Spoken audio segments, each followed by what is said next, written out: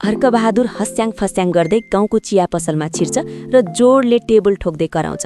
उसको हातमा एउटा पुरानो चौचौको खोल छ जसमा लक्की ड्रमा कार जित्नुहोस् भनेर ठूलो अक्षरमा लेखिएको छ।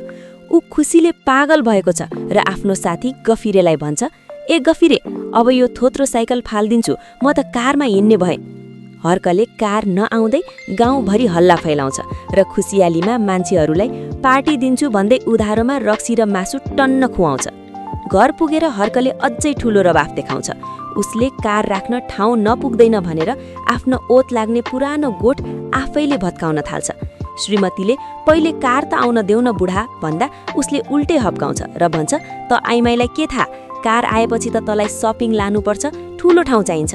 गाउँका साहुहरूले उधारो माग्न आउँदा पनि उसले शानसँग भन्छ, चिन्ता नगर, कार आउन देऊ, कार बेचेर भए पनि तिम्रो पैसा चुक्ता गर्छु। भोलिपल्ट हर्कबहादुर नयाँ सुट लगाएर र ढाका टोपी ढल्काएर सहरको ठूलो कर्पोरेट अफिस पुग्छ। ऊ सिधै म्यानेजरको कोठामा छिर्छ र टेबलमा त्यो चाउचाउको खोल बजार्छ।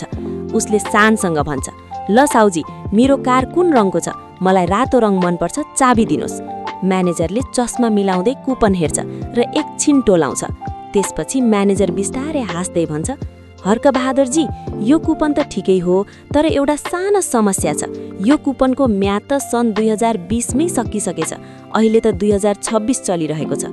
यो त 6 वर्ष पुरानो कुपन हो। हर्कको होस हौवास उठ्छ।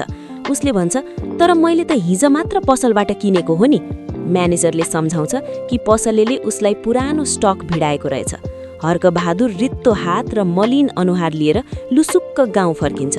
गाउँको मोडमा गफिरे र अरू गाउँलेहरू फूलमाला लिएर बाटोमा कुरिरहेका हुन्छन्। गफिरेले सोध्छ, खै त हर्क दाई, कार कता छ?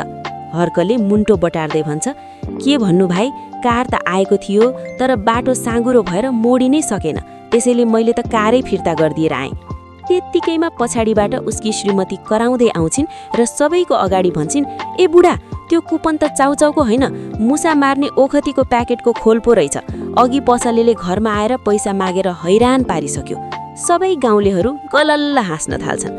हर्कबहादुर बिस्तारै आफ्नो भत्किएको गोठतिर हेर्दै भन्छ, धत तेरिका, अब आज राति त आकाश हेर्दै सुत्नुपर्ने भए।